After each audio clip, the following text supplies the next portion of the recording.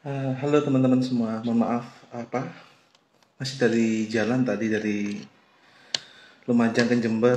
Nah, macet truk gandeng itu loh, jadi saya mohon maaf agak telat ini. Harusnya saya jam 7 ketemu teman-teman semua, baik itu di kelas HPI 2 maupun S3 atau S4 ya. Saya mohon maaf. Ntar kemuliaan dulu teman-teman.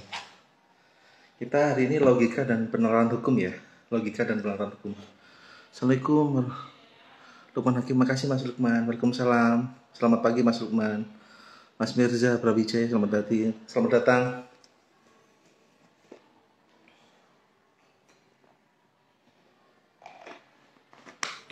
Teman-teman jangan lupa ngisi absensi terlebih dahulu ya. Saya cek itu teman-teman masih yang di grup itu masih belum menjawab diskusi. Saya mungkin nilai teman-teman tuh kalau ngisi prison itu adalah nilai 100.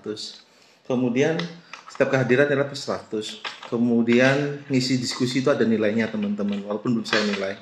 Jadi teman-teman kalau ada tulisan diskusi itu teman-teman buka, teman-teman jawab. Walaupun teman-teman mungkin jawabnya itu semampunya atau pendapat teman-teman. Saya itu diskusi untuk menilai pendapat teman-teman. Jadi di kolom diskusi itu teman-teman jawab aja sebisanya karena itu ada nilainya. Nanti kan gini, kita UTS ada nilainya, UAS ada nilainya.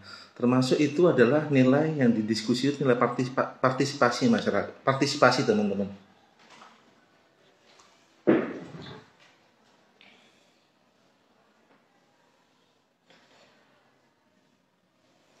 Nilai partisipasi itu apa? Nilai keaktifan. Halo Mas Sobri Jamil, selamat datang. Mohon maaf ya belum balas WA-nya, baru saya balas tadi di jalan Mas Sobri tadi itu saya. Saya main kebut tidak bisa saya. Apa namanya? Tadi itu dari Lumajang truk Yoso itu besar-besar, gandeng-gandeng Mas Sobri, saya mohon maaf teman-teman. Jadi ngisi absensi, kemudian teman-teman itu ngisi itulah menjawab diskusi 1, diskusi 2. Kemudian setiap diskusi itu waktunya 1 minggu teman-teman. Jadi akhirnya itu hari Minggu terakhir itu. Habis itu saya tutup tidak bisa karena konteksnya itu kalau terlalu banyak terlalu banyak masuk kita juga susah waktunya karena akan panjang juga nanti. Maka tolong teman-teman menjawab diskusi yang ada di kolom setiap minggunya. Dan kemudian setiap mata kuliah juga saya linkkan. Kenapa saya gunakan IG? Karena saya mungkin lebih simpel lah gunakan IG. Jadi saya tidak perlu banyak invite, saya live langsung kemudian bertanya jawab diskusi. Intinya kita gunakan diskusi kuliah kita sebagai diskusi, sharing pengalaman, sharing pengetahuan dengan teman-teman semua. Jadi kita bisa take and give, saya juga bisa belajar sama teman-teman semua. Jaka Susangka, halo Jaka, apa kabar? Aiza Berlia, Assalamualaikum Bapak. Waalaikumsalam Aiza, selamat datang. Ray Irving, nama Reynaldi Pangestu. Wah, bagus namanya. Halo Ray Irving, Reynaldi, selamat datang. Ridho Ilahi, selamat datang Mas Ridho. Kita mulai teman-teman ya. Assalamualaikum warahmatullahi wabarakatuh. Bismillahirrahmanirrahim. Amma ba'du. Mohon maaf teman-teman, kita memulai mata kuliah kita harusnya jam 6 ataupun jam setengah 8 untuk mata kuliah lain. Logika dan penalaran hukum. Kalau kemarin kita bicara hukum alam, hari ini kita bicara masalah positivisme hukum. Kita bicara positivisme hukum. Ini saya materi ambil dari ini teman-teman ya, bukunya dari Interpretasi Penalaran Hukum. Teman-teman bisa cari bukunya baik di Shopee ataupun bisa dari Shopee, bisa Tokopedia ataupun di UT. Saya megang mata kuliah ini udah lama, Interpretasi Penalaran Hukum di kampus sebelah teman-teman. Kemudian di IAIN saya diberi tanggung jawab untuk memegang mata kuliah ini kembali dan saya terima. Teman-teman bisa cari buku ataupun buku lain, tidak ada masalah. Yang terpenting adalah teman-teman bisa belajar, baik itu buku PDF ataupun buku apapun teman-teman, yang berfungsi adalah tentang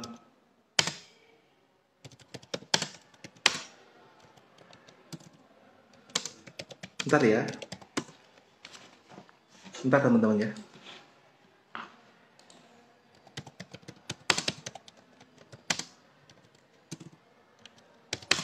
Saya komentar dulu di grup teman-teman ya. teman-teman ya. Nah, saya balas email WhatsApp-nya Mas Sobri Jamil dulu. Apa ini? Bismillahirrahmanirrahim teman-teman. Kita biasa bahas masalah positivisme hukum. Kalau kemarin kita bicara hukum alam itu hukum alam kebenaran ya, kebenaran yang menggunakan logika, kebenaran yang menggunakan akal pikiran. Karena semakin kenapa ada hukum alam? Karena itu sebagai bentuk pertentangan dengan adanya bentuk pertentangan dari ajaran gereja teman-teman. Karena ajaran gereja kan mereka harus tunduk apa yang diajarkan gereja tersebut. Dan masyarakat menentang. Masyarakat menentang itu menggunakan ajaran hukum alam atau kebenaran akal, rasio, kebenaran akal atau rasio, dan itu kemudian berkembang dari waktu ke waktu. Masyarakat semakin menyadari pentingnya kesetaraan, pentingnya kontrak sosial. Sebenarnya teman-teman, kan kita pahami kalau kita bicara hukum alam itu ada 5 hal. Kita bicara masalah keberadaan hubungan manusia dengan alam, kemudian yakni adanya etika dan moral. Ketiga itu adalah ajaran-ajaran agama. Keempat itu adalah kontrak sosial.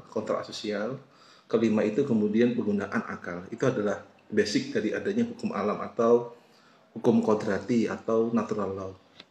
Setelah itu teman-teman, setelah kita adanya hukum alam tadi itu, kan kita tahu ada kontrak sosial. Karena masyarakat berkembang, kemudian masyarakat menyadari perlu ada kesepakatan antara pemerintah dengan rakyat. Kesepakatan tadi teman-teman yang berbentuk karena kan inti dari hukum alam itu kan kesetaraan teman-teman. Kesetaraan itu antara masyarakat dengan pemimpin. Yang mana masyarakat dan pemimpin itu kemudian mereka menyepakati. Karena gini kan, kita kan dalam pemilihan, kalau dulu kan sistem kerajaan. Muncul paham yang mana muncul kesetaraan tadi, tidak bicara ras golongan atau dia itu anak raja atau bukan, yang mana dia punya kemampuan, Renaldi, dan itu setelah itu terbentuk kontrak sosial antara masyarakat dan juga pemimpin. Yang mana pemimpin berasal dari mana? Pemerintah berasal dari mana? Dari rakyat teman-teman. Yang memerintah dari rakyat. Setelah yang memerintah dari rakyat, muncul kesepakatan, ada aturan-aturan yang mengikat antara masyarakat dan juga pemerintah. Kan iya kan, kalau ada kontrak sosial, kesepakatan ya kan, kontrak itu perjanjian. Bisa berbentuk perjanjian, bisa berbentuk peraturan. Setelah ada kesepakatan antara masyarakat dan juga pemerintah, kan peraturan itu tidak cuma mengikat masyarakat, peraturan itu juga mengikat pemerintah. Atau bisa contoh gini, Indonesia kan ada peraturan tuh, apakah peraturan itu tajam ke bawah dan tumpul ke atas? Kan tidak teman-teman. Baik itu ke atas dan ke bawah kan harus tajam. Contoh kasus jaksa Pinangki.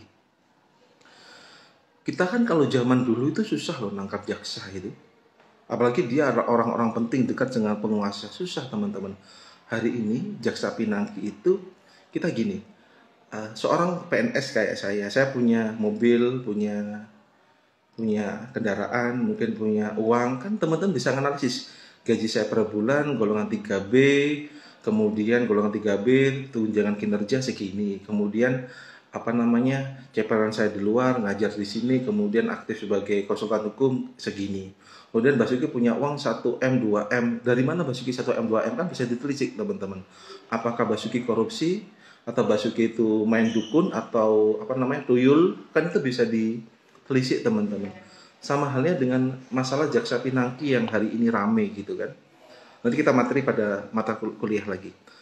Kalau kita ada jaksa yang mana jaksanya itu mempunyai harta, bisa beli Alphard, bisa keluar negeri terus-terusan, dan kemudian mempunyai harta yang miliaran, kan kita bisa berpikir teman-teman, dapat dari mana harta tersebut? Apakah betul dari gaji ataukah dia itu bermain di kasusnya? Prakteknya kan kemudian waktu ditelisik laporan harta kekayaan, dia ada peningkatan tersebut. Kan kalau gaji PNS kelihatan teman-teman. Ya, saya, dosen, Prof. Haris, jaksa, polisi kan ketahuan di situ. Apalagi ada tanggungan di bank. Maka kasus Jaksa Pinangki hari terjadi peraturan itu, undang-undang itu, masalah korupsi tidak hanya bagi golongan yang bawah, tapi adalah golongan orang atas. Walaupun dia itu adalah jenderal ataupun jaksa yang dekat dengan penguasa, dia juga kena. Itu inti dari peraturan itu. Peraturan itu tidak hanya mengikat tumpul ke atas, tajam ke bawah, tapi ke bawah juga tajam, ke atas juga tajam, teman-teman. Itu adalah kesadaran masyarakat hari ini. Masyarakat itu menyadari perlunya keadilan. Itu adalah inti dari keadilan seperti itu, teman-teman. Karena kenapa di sini? Karena hukum tuh made by people. Hukum itu dibuat oleh manusia. Otomatis hukum dibuat oleh manusia, bisa jadi yang membuat itu kan ada pasal titipan di situ, ada pasal titipan atau juga ada peraturan. Karena gini loh, saat masyarakat terbentuk, maka yang dibuat dulu itu adalah peraturan. Masyarakat terbentuk, mungkin ada Risma, ada Hilda, ada Dwiki, ada Pesek 8719. Kok Pesek 8799? Kayak saya dong Pesek ini. Pesek 8799 siapa ini? Wilda Andavandani, gitu. Maaf Buyan ya. Jadi saat masyarakat terbentuk, yang dibuat terlebih dahulu apa teman-teman? Ada negara itu. Yakni yang dibuat terlebih dahulu kemudian itu adalah aturan, peraturan. Peraturan itu yang berbentuk pertama itu adalah konstitusi. Konstitusi kan rifa adalah hukum dasar. Konstitusi itu hukum dasar.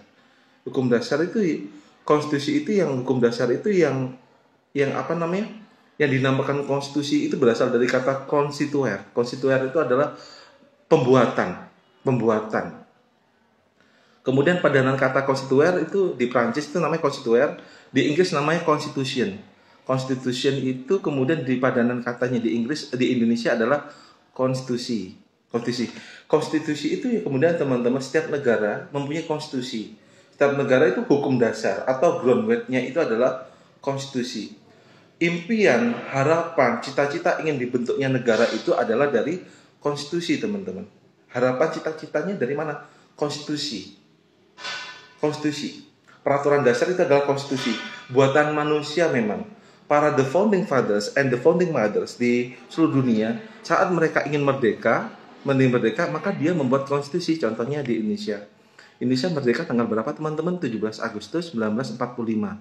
Tapi yang dibuat pertama apa? Undang-Undang Dasar 1945 yang mana itu disahkan pada tanggal 18 Agustus. Maka Indonesia merdeka 17, kemudian 18 Agustus disahkannya Undang-Undang Dasar. Yang dibuat pertama apa teman-teman? Konstitusi terlebih dahulu. Peraturan dasar, konstitusi peraturan dasar yang dibuat terlebih dahulu, teman-teman. Kenapa ada peraturan? Kenapa ada peraturan Ning Vira? Ada peraturan dasar Ning Vira. Karena itu untuk mengikat untuk mengikat masyarakat agar masyarakat itu mentaati aturan tadi. Setelah ada konstitusi, baru diikuti undang-undang di bawahnya. Ada undang-undang, ada peraturan presiden, kemudian ada PP, ada perpres, itu peraturan yang ikuti. Tapi dasarnya teman-teman Okta itu yang dibuat pertama itu adalah konstitusi. Konstitusi yang diucapkan sebagai groundwork, norma dasar, atau kunom, atau the supreme law of the land. Nanti hukum yang tertinggi di suatu negara, namanya itu adalah konstitusi. Apa isi dari konstitusi itu, Ning Vira? Cita-cita, harapan, keinginan, impian-impian dengan diwujudnya suatu negara, Vira. Jadi suatu negara itu Mas Jamil, makasih, abis ini saya jawab Mas Hasil ya. Maka kemudian dengan adanya konstitusi itu bisa mengatur hubungan antar lembaga. Konstitusi itu isinya adalah mengatur kewenangan lembaga negara, berbicara tentang hak konstitusional warga negara, hak warga negara. Ketiga itu yakni mengatur hak-hak dari lembaga negara. Apa hak lembaga negara? Kita bicara tupoksi. Apa fungsi dari eksekutif, apa fungsi dari legislatif, apa fungsi dari yudikatif. Itu adalah peraturan dasar seperti itu. Isinya apa peraturan tadi itu? Bisa berisi yakni perintah, larangan, dan sanksi bagi orang yang melanggarnya. Itu adalah bentuk kontrak sosial antara warga negara, masyarakat dengan pimpinannya atau pemerintah. Oke, saya jawab pertanyaan dari Mas Wasil doang. Tujuan apa peraturan undang-undang apa Bapak? Jadi kalau dari teori perundang-undangan Mas Wasil, Roskopon menerangkan law as tool for social engineering, Mas Wasil. Apa itu?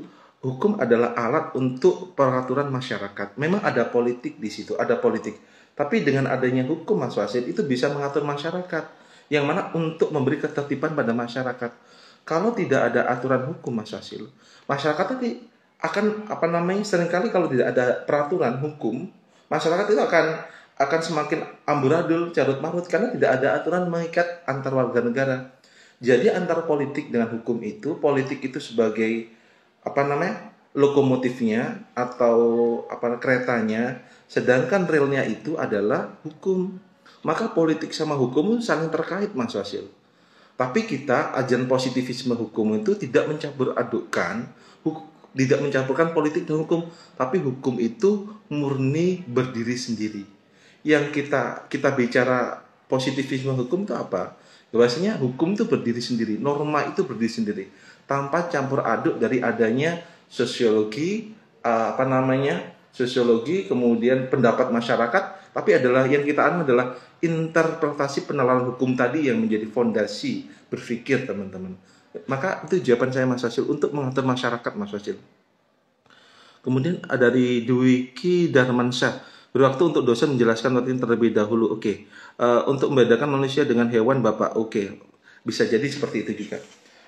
Kemudian itu teman-teman. Jadi ada namanya positivisme hukum itu membedakan hukum karena kita bicara aturan ya. Setelah ada masyarakat, kemudian masyarakat membuat kontrak sosial dan pemerintah, terbentuklah peraturan. Setelah ada peraturan tadi itu yang mengikat masyarakat dan juga pemerintah. Maka dengan adanya aturan tadi yang mengikat masyarakat, terbentuklah yang namanya peraturan-peraturan yang konstitusi itu jadi tidak ada anasir-anasir penafsiran selain apa yang dikatakan undang-undang. Karena kita dengan ada sistem civil law system, kita kan Eropa kontinental karena kita pernah dijajah oleh Belanda, maka sistem hukum kita teman-teman adalah civil law system. Saya pernah bertemu teman-teman yang di Singapura, bertemu dengan teman-teman di Thailand, Hong Kong, mereka pun sama. Mereka menganut asas civil law system. Jadi apa yang dikatakan undang-undang itu yang dianggap betul kemudian.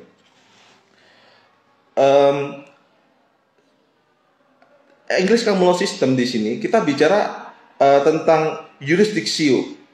Yang mana jurisdiksio itu dengan adanya konstitusional kuno mengatakan di sini tentang adanya kontrak atau perjanjian antar individu dengan kontrak individu antar masyarakat yang sifatnya adalah hukum privat atau perdata.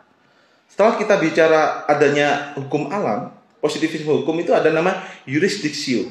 Jurisdiksio teman-teman adalah kontrak kesepakatan antar warga negara dengan warga negara lain, yang mana itu masuk dalam ranah hukum privat. Hukum privat itu yang dimaknai oleh teman-teman semua sebagai hukum perdata. Hubungan dagang, hubungan jual beli, hubungan kemudian perkawinan, kan perdata itu. Itu mengatur teman-teman. Contoh, kalau tadi Wasil bertanya tentang kenapa ada aturan hukum, mengapa orang menikah tanpa ada aturan, itu juga semakin akan amburadul di situ. Masih amburadul apa? Karena kita kan tidak jelas tuh kalau dia tidak ada aturan hukum, ini anak siapa nih? Siapa bapak ibunya? Maka seringkali kalau kita bicara pernikahan harus tertulis di situ, harus tertulis. Itu yang dibuat oleh pemerintah, kemudian ada setelah kita bicara konstitusi, muncul di bawahnya ada ranah hukum privat atau antar warga negara. Privat itu dimaknai Indonesia adalah private law, itu sering dimaknai dengan hukum perdata, hubungan manusia dengan manusia yang sifatnya bukan hukuman teman-teman, tapi itu adalah hak dan kewajiban. Contoh, saya menikah dengan istri saya. Saat saya pacaran, saya tidak punya kewajiban untuk memberi nafkah. Saat saya pacaran, saya tidak punya kewajiban untuk memberi nafkah.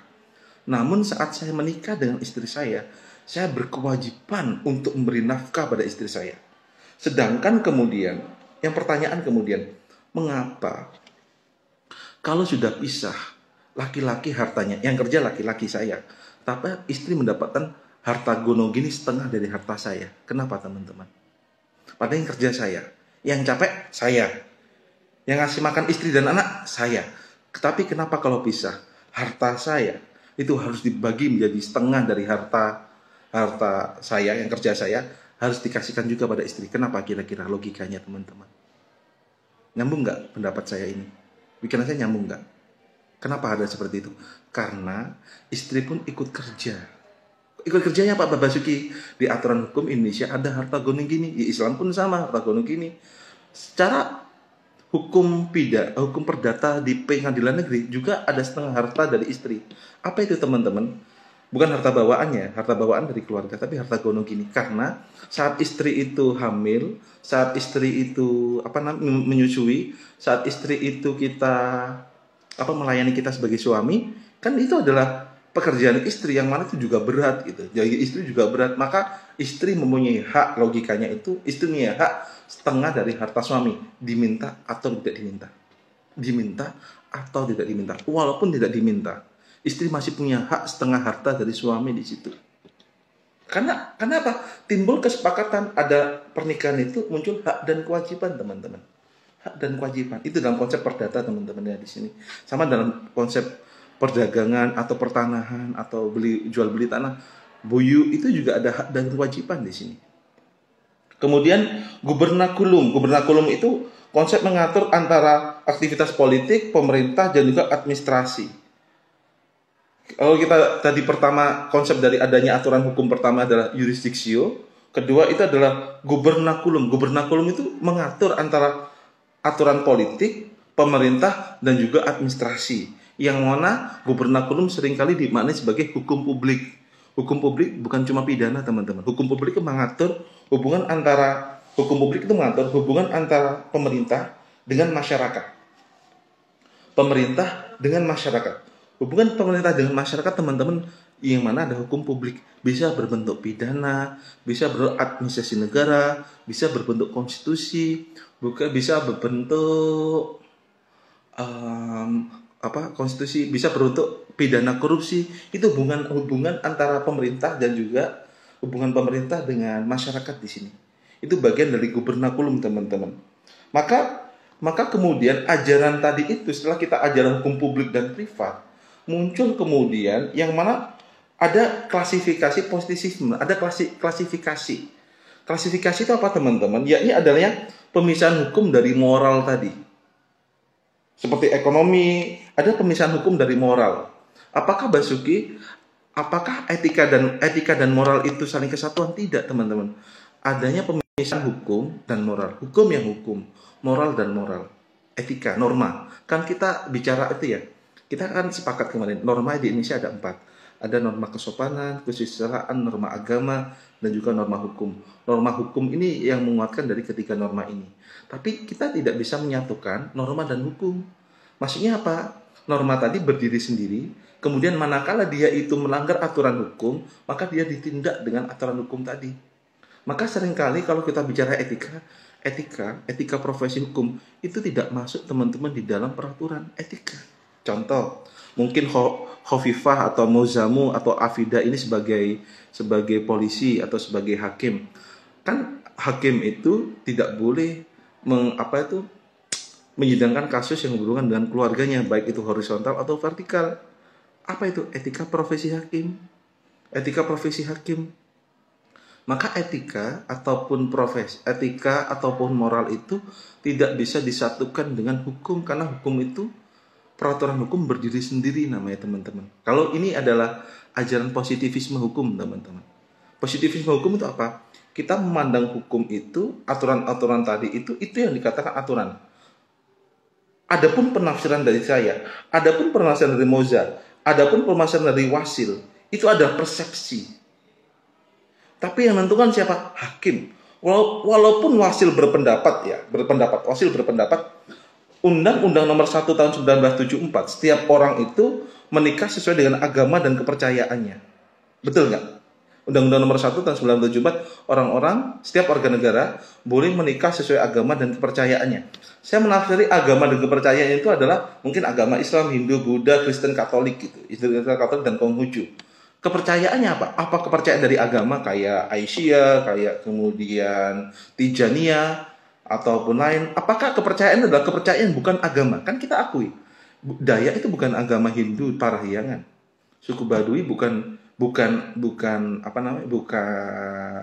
agama Katolik atau Kristen, tapi mereka adalah percaya pada animisme, dinamisme, kepercayaan.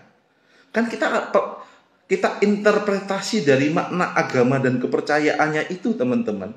Itu kan saya dengan Wasil bisa berbeda di situ. Iya kan? Kita menafsir itu aja bisa berbeda. Maka kemudian ada pemisahan tadi itu.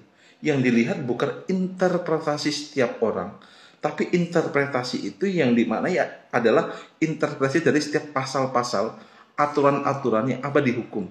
Maka kemudian aturan hukum bisa jadi ada namanya titik singgung antara perdata dan pidana. Maka di ajaran positivisme hukum itu memisahkan hukum dan moral. Karena hukum itu berdiri sendiri, aturan hukum berdiri sendiri. Terserah orang itu bicara ABCD, lawyer bicara ABCD, tapi yang sebagai penentunya itu adalah hakim di sini, sebagai pemberi kebijakan, teman-teman.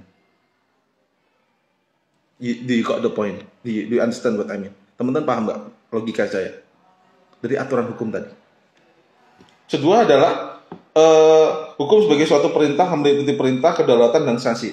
Teori of command. Tadi hukum itu setelah kita bicara kemurnian dari hukum, kemurnian dari aturan, maka kita kemudian memahami hukum itu isinya adalah theory of command, perintah, larangan, dan juga himbauan, dan ada sanksi di situ. Maka kemudian tadi Wasil tanya masalah kenapa harus ada hukum? Karena untuk memberi ketertiban masyarakat perlu ada sanksi di sini. Aturan. Kalau orang disanksi diberi hukuman, kan orang jadi tertib. Walaupun dilematic of law itu kan kita ada namanya, kalau ada namanya andilau, antara dilema dan galau. Tapi sebenarnya hukum ada namanya dilematic of law. Dilematic of law itu apa? Dilemanya hukum itu, hukum semakin ditegakkan, ternyata orang-orang itu semakin kemudian melanggar hukum. Contohnya apa? Hari ini lapas penuh, teman-teman. Lapas penuh gitu. Karena mereka kenapa? Setelah keluar dari lapas mereka kok enak gitu. Keluar dari lapas, rasa lapas enak, dia masuk lagi ke lapas lagi, melakukan tindak pidana lagi. Itu bagian dari dilematic of law, teman-teman. Dilema hukum. Hukum pun punya dilema. Tidak cuma saya, tidak cuma Neng Vira yang dilema. Hukum pun punya dilematic of law saat adanya law enforcement. Apa itu law enforcement, Vira? Itu adalah penegakan dari hukum itu sendiri. Dwiki Darmansyah. Bentar ya. Oke, saya jawab teman-teman terlebih dahulu ya. Saya jawab pertanyaan teman-teman dulu. Saya cek dari atas dulu. Tadi dari Wildan ya.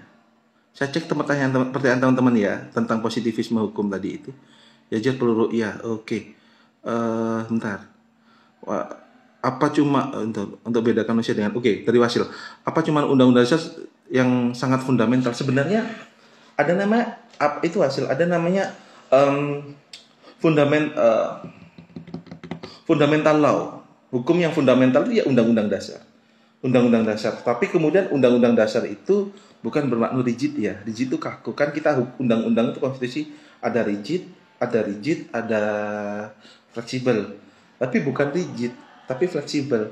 Manakala perlu diubah ya diubah gitu loh. Kan sejarah kita pernah mengalami pertama Undang-Undang Dasar 1945. Kemudian gara-gara kita ada perjanjian dan Belanda, Linggarjati, Undang-Undang 1945 diganti menjadi Konstitusi RIS karena Indonesia yang pertama bentuknya Republik diganti menjadi Republik Indonesia Serikat. Wasit. Setelah itu konstitusi juga dirubah menjadi Konstitusi Republik Indonesia Serikat dari tahun 1949 sampai 1950. Kemudian 1950 diubah kembali kata kita berbentuk negara serikat, diubahlah Konstitusi RIS tadi menjadi Undang-Undang Dasar sementara dari tahun 1950 sampai 1959. Bentuknya adalah parlementer, kabinet, Pak Karno sebagai presiden, tapi yang menjalankan pemerintahan adalah Perdana Menteri. Setelah itu, gara-gara terjadi seluruh negara Indonesia itu negara bagian Indonesia dikuasai oleh Belanda karena itu politik Belanda, teman-teman.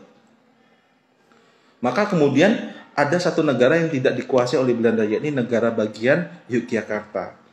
Tanggal 5 Juli 1959, Presiden Soekarno menetapkan dekret presiden, yang mana dekret presiden itu mengembalikan Undang-Undang Dasar 1945. 1945 sampai hari ini, kemudian 1999 ada perubahan Undang-Undang Dasar terbaru. Hari ini kita menyalakan undang-undang kita adalah UUD NRI tahun 1945. Maknanya apa, teman-teman? Di sini hasil adalah manakala kita merubah undang-undang dasar yang fundamental ini akan merubah sendi-sendi negara juga, hasil. Kenapa ada merubah tadi? Karena logikanya kalau undang-undang pokoknya diubah, kan undang-undang peraturan di bawahnya juga berubah juga, hasil. Karena itu sering dianjurkan konstitusi sebagai groundwork, norma dasar, sebagai the supreme law of the land, hukum yang terdiri suatu negara, atau sering juga disebut sebagai Verfassung, norma dasar. Verfassung bahasa dari Jerman, groundwork itu bahasa dari Belanda, Wasil. Oke, cuma undang-undang dasar. Tapi kalau Wasil, kalau di Indonesia Undang-Undang Dasar 1945. Kalau di Thailand itu konstitusi kerajaan. Kalau kalau di Amerika Serikat namanya the Constitution of Independence. The Constitution of Independence. Bentuknya sama, cuma namanya beda, Wasil. Seperti itu. Apa fungsi hukum di dalam ilmu hukum, Bapak? Fungsi hukum itu adalah untuk komen. Komen itu untuk memberikan perintah atau order, mengatur masyarakat tadi itu. Kita ada fungsi hukum itu bisa beri perintah, larangan, himbauan, dan ada sanksi di situ. Ada sanksi. Perdata pun ada sanksi, teman-teman. Jangan dianggap perdata nggak ada sanksi. Perdata ada sanksi. Bentuknya sanksinya perdata apa? Hak dan kewajiban, membayar denda. Itu hak dan kewajiban. Pidana ada hukuman pidana ada berapa, teman-teman? Ada 4. Pidana kurungan, pidana penjara, pidana denda, dan pidana mati hukumannya. Kan 4 ya. Maka kemudian ilmu hukum, fungsi dari ilmu hukum untuk mengatur itu, untuk mengatur masyarakat pada dasarnya. Karena kita setiap Indonesia aja, kita bicara Indonesia. Di pasal 1 ayat 3 Undang-Undang Dasar Negara Republik Indonesia tahun 1945 menyatakan Indonesia adalah negara hukum. Maknanya Indonesia segala hal yang ada di Indonesia itu berdasarkan hukum, ada aturan di situ. Ada tupoksi, ada aturan. Seperti saya pada pagi hari ini untuk belajar dengan teman-teman. Kan itu kewajiban saya untuk mengajar teman-teman semua hari ini. Entah via LMS, entah via Zoom, via Google Meet, atau via IG Live ini. Itu kewajiban saya. Karena apa? Aturan dosen menyebutkan seperti itu. Maka fungsi itu untuk mengatur. Baik itu dari kelembagaan, tupoksi, Yazid Malolo. Apa ya? Yazid Malolo. Maka itu Yazid Malolo. Ada namanya pengaturan tadi itu, Yazid, yang membuat masyarakat jadi tertib sesuai dengan aturan-aturan yang terjadi. Kayak kita bicara masalah perkawinan kan ada aturannya, harus tertulis. Kenapa tertulis, Yazid, menikah itu? Kalau tidak tertulis, kalau nikah di bawah tangan, contoh ini Mas Edi nikah di bawah tangan, susah gitu. Anaknya nanti ikut siapa? Ikut Mas Edi atau ikut istrinya? Mama dipisah di tengah jalan, kan juga susah, teman-teman. Maka menikah harus tertulis. Ada di mana, Zed? Undang-undang pernikahan. Harus tertulis. Bukan nikah di bawah tangan. Kita lihatlah, secara mudah aja masalah nikah gitu. Nikah kalau kita tidak tertulis, orang kan dengan sukacita megat wanita yang dinikahinya itu. Kemudian wanita yang dipisah, yang dipegat tanpa melalui aturan tertulis, kan dia tidak bisa ngambil haknya sebagai perempuan. Apa haknya? Nafkah iddah, nafkah selama ditinggal, nafkah tidak beri nafkah batin, kan itu hak istri, teman-teman. Ya, Zid. Maka untuk mengatur masyarakat, ya, Zid, apa fungsi dari hukum tadi? Hukum itu bentuknya apa, Pak Basuki? Peraturan, ya, Zid. Peraturan baik tertulis ataupun tidak tertulis, ya, Zid. Itu, ya, Zid, ya. Rifa Marifa. Peraturan itu dibuat untuk dilanggar. Bagaimana dengan pemikiran orang yang seperti ini, Pak? Sebenarnya itu betul juga gitu. Peraturan dibuat untuk melanggar, tapi silakan melanggar, Rifa, biar kamu nanti ditindak tegas gitu oleh polisi, yang penegak hukum polisi hari ini. Cobalah Rifa tidak pakai helm di jalan. Sebenarnya gini loh, kenapa sih kita perlu pakai helm gitu? Karena sebenarnya untuk melindungi kita, ya, Rifa. Kenapa kita harus pakai bawa SIM? Untuk membuktikan bahwa kita mempunyai surat izin, license untuk mengemudi. Sebenarnya untuk hukum, untuk melindungi kita, Rifa. Bukan bukan apa ya? Bukan bermaksud hukum untuk mengatur kita karena kita ini, enggak. Ajaran agama, ajaran hukum agar kita tidak terpleset. Mengapa kita perlu apa namanya? Helm aja, helm. Sebenarnya helm itu untuk melindungi kita, seperti hari ini juga. Mengapa kita perlu bawa masker? Saya ini masker. Ini masker. Kenapa kita perlu masker, teman-teman? Masker itu, aturan untuk memakai masker, baik itu di tempat umum ataupun tempat sepi, agar kita bisa menjaga kesehatan, agar kita tidak menulari ataupun tertular virus COVID gitu loh. Sebenarnya aturan yang untuk dibuat dilanggar itu berkembang di masyarakat. Namun di sini rival ya nih, silakan kamu melanggar. Sebenarnya hukum bukan untuk polisi, bukan untuk hakim, bukan untuk presiden, tapi untuk kita, menyelamatkan kita sebenarnya. Tapi seringkali orang itu apa ya, kayak saya juga mungkin berpikir pendek, gak berpikir panjang. Padahal hukum itu semakin kita mentaati aturan hukum, kita tambah enak kok. Contoh gini, Riva pernah lihat kucing nggak? Teman-teman pernah lihat kucing? Teman-teman bisa bedakan nggak kucing itu makan ikan di warung, anggap aja gurame ya, ikan gurame, dengan kucing makan tikus. Teman-teman tahu bedanya? Ini saya lihat di warung itu adalah saat kucing itu makan ikan gere atau ikan gurame, kucing itu ambil ikan, teman-teman, habis itu lari dia. Habis itu dia lari dia, sembunyi itu. Kalau ada saya, dia mesti sembunyi, teman. Ikan ya. Saya masak ikan gurame. Mesti kucing tuh baunya tahu, teman-teman. Dan diambil ikannya. Kalau ada saya, dia lari terbirit-birit kucingnya itu. Tapi anehnya, saat kucing tuh makan tikus, ada saya, dia tuh nggak lari, teman-teman. Nggak lari. Itu buktinya apa, teman-teman? Itu buktikan bahasanya antara orang salah, kucing, hewan, dia punya feeling antara benar dan salah, Rifa. Saat dia salah mencuri, dia lari. Tapi saat dia tidak merasa bersalah, logikanya, dia makan tikus, yang mana tikus itu tidak mencuri, dia itu, Rifa, dia tidak lari, Rifa. Teman-teman paham yang saya gambarkan di kasus ini? Sama dengan kita, kemudian manakala kita bersalah, kita tambah lari. Tapi kalau kita itu benar, insya Allah kita tidak ada lari, teman-teman. Tidak takut untuk melakukan kesalahan tadi. Itu ya, Rifa ya. Next pertanyaan lagi, siapa nih? Anissa, Vivi, terus ntar saya lihat pertanyaan dulu ya. Apa ada pertanyaan lagi? Aiza, betul. Assalamualaikum, waalaikumsalam. Ada pertanyaan lagi, teman-teman? Edward, ini hakim terate.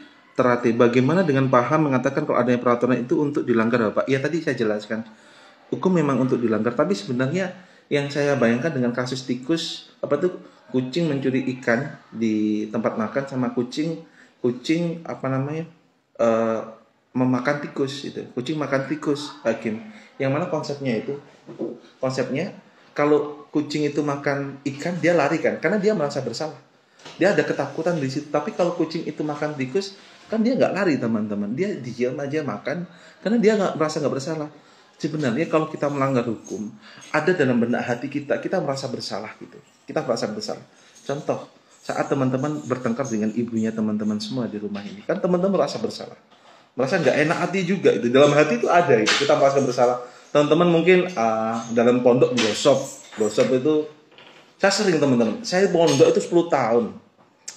Sampai saya kuliah, sandal saya digosok terus gitu loh. Padahal saya udah besar gitu, saya pengurus pondok, digosok aja gitu. Udah tua digosok aja gitu. Tapi manakala orang ketemu saya, dia tahu sandal saya dibawa, ada terbit klik gitu. Tapi kalau dia orang nggak merasa bersalah kan, dia itu nggak takut, teman-teman. Kayak ada polisi, polisi. Kalau ada maling, ada polisi kan takut. Tapi kalau dia orang benar, kan nggak takut sebenarnya. Maka sebenarnya paham peraturan itu untuk dilanggar itu bagi orang-orang yang mana belum sadar hukum atau dia dalam merasa bersalah di situ. Tapi kalau melanggar hukum sekalipun juga, kalau dia terus-terusan juga kurang bagus kok hakim. Saya rasa hakim ya. Karena lebih enak mentaati hukum hakim mungkin. Karena itu untuk save us, untuk menyelamatkan kita hakim gitu. Itu ya hakim ya. Sobri Jamil, halo Mas Sobri. Apakah pengaruh paham positif terhadap ilmu hukum? Jadi itu pengaruh positivisme hukum. Bentar Mas Sobri, saya minum dulu.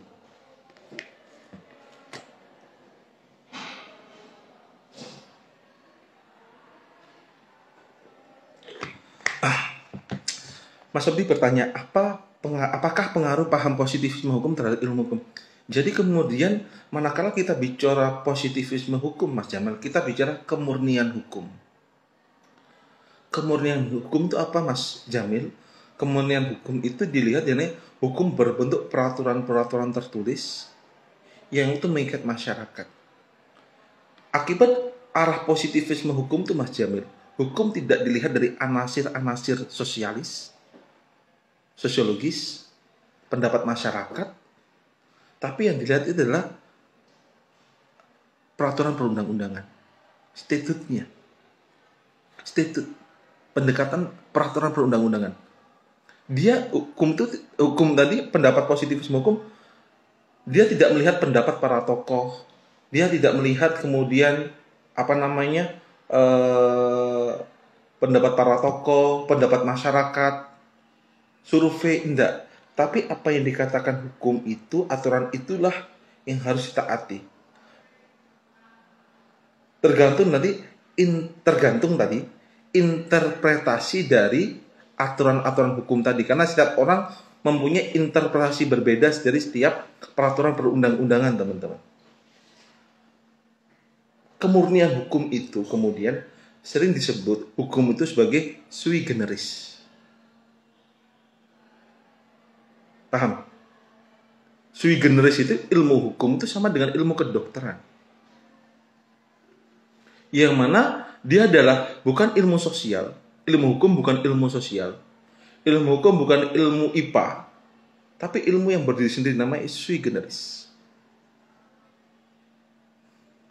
Setelah sui generis ini, Mas Sobri, ilmu hukum sama dengan seperti halnya ilmu kedokteran, yang mana dia kemudian belajar, ada praktek di situ. Belajar, ada praktek di situ. Belajar itu sama halnya dokter belajar. Kemudian mereka praktek menyuntik gitu. Kan dia kalau menyuntik harus sesuai dengan SOP. SOP apa? Standar operasional prosedur, teman-teman. Maka sebenarnya kemudian ilmu hukum itu berkembang, paham positivisme hukum untuk menjaga kemurnian hukum tadi dari pendapat-pendapat yang di luar hukum, baik itu politik, baik itu ekonomi, baik itu adalah pendapat para ahli.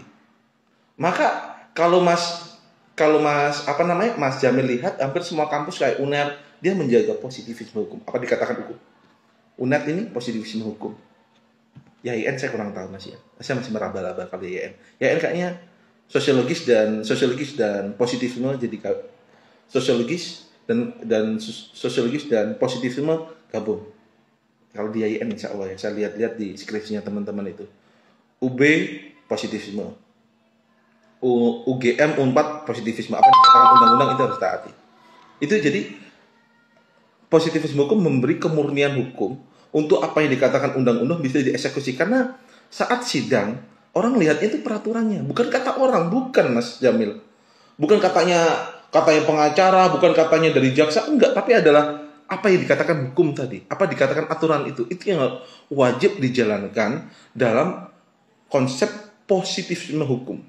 Maka kemudian manakala aturan hukum tadi kemudian ada kasus itu diputus dan kemudian jadi ingkrah van gewisde, putusan jadi kekuatan hukum tetap, maka itu wajib dijalankan kecuali dia ajukan banding atau kasasi ataupun PK. Tapi manakala sudah ingkrah van gewisde, berkekuatan hukum tetap, itu yang dieksekusi. Maka hukum itu menjaga kemurnian hukum dengan cara kita bagaimana menafsiri peraturan itu sesuai dengan ilmu-ilmu asas apa kan ada namanya penafsiran hukum, teman. Interpretasi hukum ada. Jadi hukum itu bukan penjelasannya ya, tapi interpretasi dari setiap pasal itu. Sama saya mengucapkan apa yang dimaksud dengan setiap warga negara menikah sesuai agama dan kepercayaannya. Kan kita bertanya, apa itu agama? Apa itu kepercayaan? Mas Sobri. Itu yang dimaksud adalah kemurnian atau positivisme hukum di sini.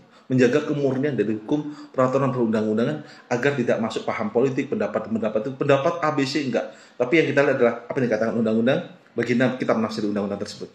Itu yang dieksekusi, bukan kata orang, bukan kata itu. Apa bukti? Kalau kita bicara tanah, apa bukti akta otentiknya?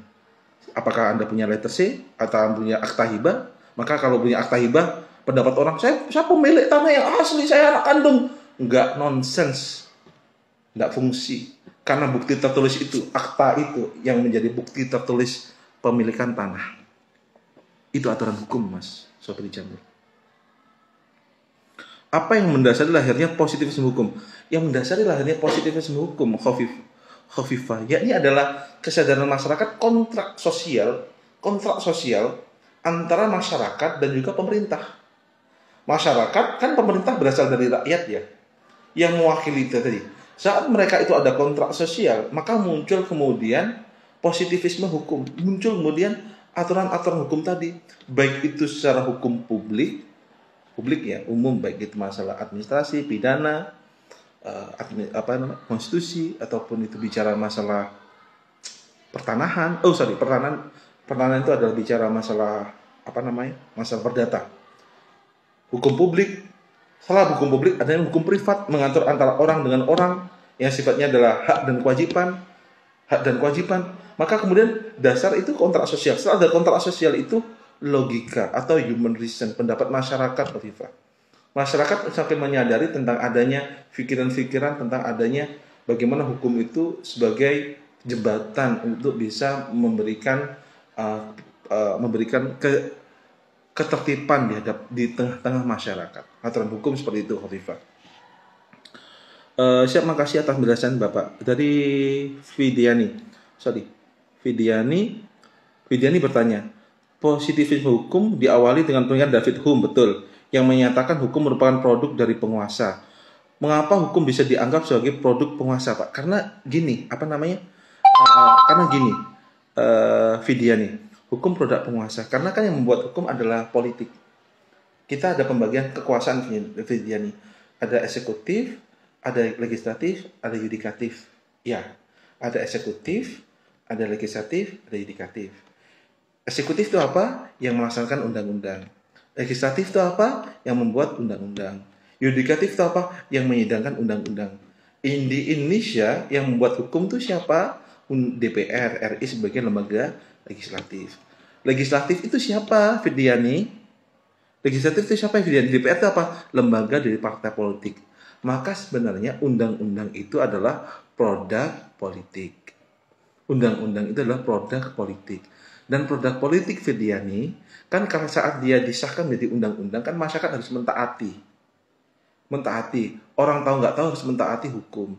Namun di sini hukum pun bisa jadi ada jual beli pasal. Kan kita tahu kasusnya Lutfi Hasan Ishak, jual beli daging impor karena ada pasal titipan, teman-teman, pasal titipan.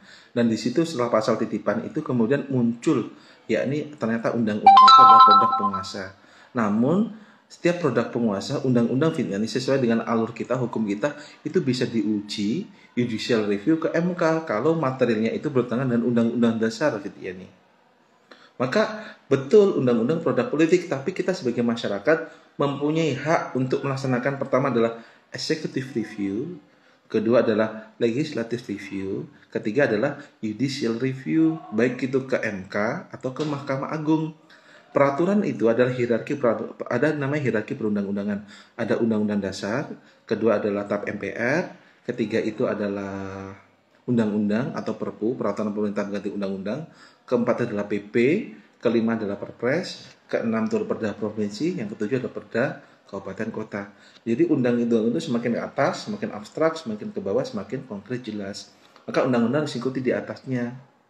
Nah, kalau undang-undang bertentangan dengan undang-undang dasar, itu di judicial review ke MK, Vidiani. Kalau undang-undang peraturan daerah Kabupaten Jember, Permen bertentangan dengan undang-undang, di judicial review ke Mahkamah Agung, Vidiani. Maka itu peluang, walaupun undang-undang adalah produk politik, Vidiani, karena dibuat oleh legislatif atau DPR, kita bisa melakukan itu judicial review ke Mahkamah Konstitusi kalau itu adalah undang-undangnya itu bertentangan dengan undang-undang dasar, atau kita lihat undang-undang itu titipan nih, undang-undang tersebut yakni merugikan masyarakat, itu bisa judicial review, Vidiani, ke MK. Betul, Vidiani, itu. Kemudian saya cek lagi pertanyaan. Baru ada sinyal Pak, monggo lo bagian dengan menikah siri Bapak. Menikah siri itu kan namanya Risma. Risma pernah lihat gak orang menikah di bawah tangan, nikah siri itu? Nikah siri nikah di bawah tangan. Nikah siri ketika di bawah tangan itu banyak terjadi di Indonesia. Yang terjadi saat mereka pisah, Risma, istri itu dipisahkan begitu aja. Kasihan, udah punya anak. Udah mohon maaf ya, bahasa kasarnya udah dikeloni, tapi dia tidak mendapatkan haknya sebagai istri. Contoh nafkah iddah, nafkah ditinggal kan tidak dapat.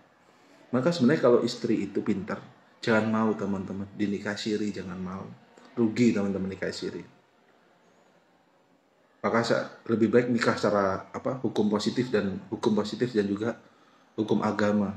Jangan juga mau teman-teman. Saya mohon maaf ya. Saya sebelum di sini saya sebagai dosen juga, saya sebagai mediator di pengadilan agama Kota Probolinggo. Saya mediator juga sengketa pernikahan ini.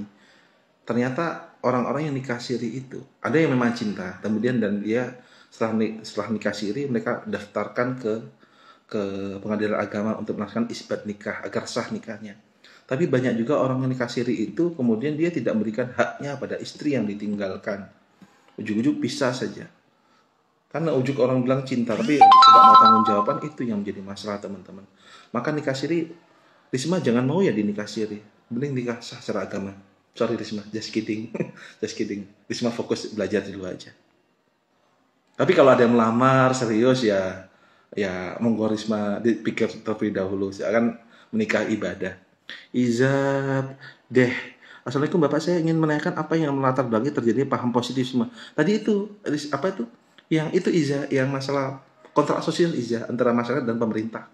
Itu kok yang kemudian setelah ada kontrak sosial, mereka kemudian membuat aturan hukum untuk mengatur tadi. Maka hukum itu, peraturan yang dibentuk itu harus dimurnikan. Harus dimurnikan dengan cara apa Dengan cara kemurnian hukum itu wajib untuk dijunjung tinggi. Apa kemurnian hukum? Apa yang dikatakan pasal-pasal itu harus dijalankan. Bukan pendapat dari bukan pendapat dari Basuki, bukan pendapat dari siapapun, tapi apa yang dikatakan aturan hukum itu yang wajib kita jalankan teman-teman. Itu Risma ya. Siap Bapak Fidiani, oke. Jadi lapar Pak, sama saya juga lapar nih, belum makan, belum ngopi. Iya paham Pak. Perbedaan eksistensi hukum dan tujuan hukum di mana Pak? Makasih. Yanubah. Yanubah profilnya menakutkan ini, kerudung merah. Jadi ada namanya tujuan hukum, kan? Ada tujuan hukum. Tujuan hukum untuk memberi keadilan pada masyarakat, kan hakim. Tujuan hukum itu memberi keadilan pada masyarakat, baik itu perdata, baik hukum publik maupun hukum privat teman-teman. Kemudian eksistensi hukum telah memberi keadilan kan agar hukum tadi ditaati masyarakat. Jadi setelah ada tujuan hukum keadilan, manakala adil yang ubah, hukum tadi ditaati oleh masyarakat. Tujuan adalah itu. Kalau ada hukum tapi nggak ada law enforcement, tidak ada penegakan hukum, tidak ada yang mentaati, kan juga rugi juga ya Bapak. Maka hukum tadi itu selain kita bicara hukum tadi itu adalah untuk keadilan, kemudian eksistensinya masyarakat mentaati hukum tadi. Percuma hukum punya aturan tapi nggak ditaati. Maka kalau agar tadi ada yang bilang hukum dibuat untuk dilanggar, maka perlu adanya law enforcement. Apa law enforcement? Penegakan hukum. Siapa menegakkan hukum? Kalau penegakan undang-undang adalah polisi, kalau yang menegakkan perda itu adalah Satpol PP. Satpol PP di sini. Itu ya Nubah ya. Yajin Maloloh, hakim mau makan tikus, enggak juga lah. Teman-teman hakim banyak yang banyak orang yang bagus-bagus. Teman-teman saya banyak yang hakim, banyak mereka masih lurus-lurus.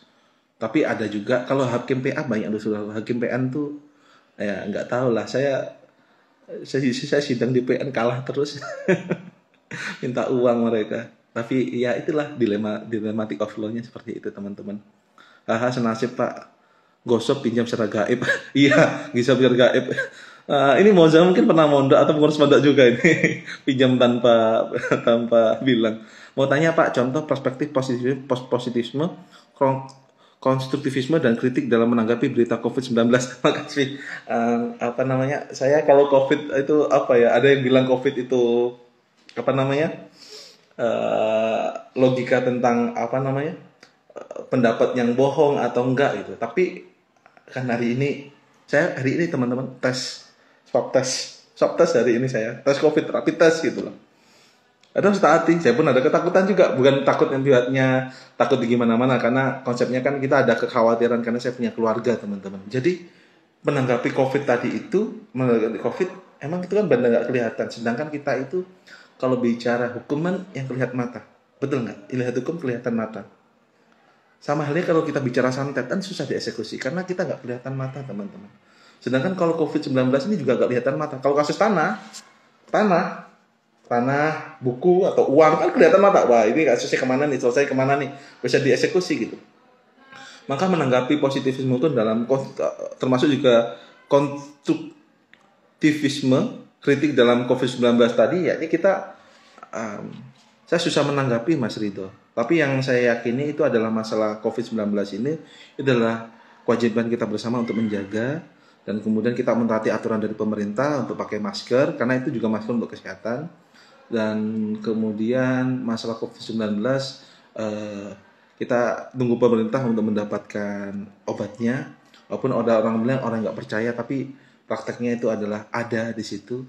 Tapi tidak ada salahnya kita untuk menjaga kesehatan. Maaf Mas Dito, saya tidak bisa bicara banyak masalah COVID-19 ini karena saya belum begitu mumpuni untuk lebih menjelaskan masalah COVID-19.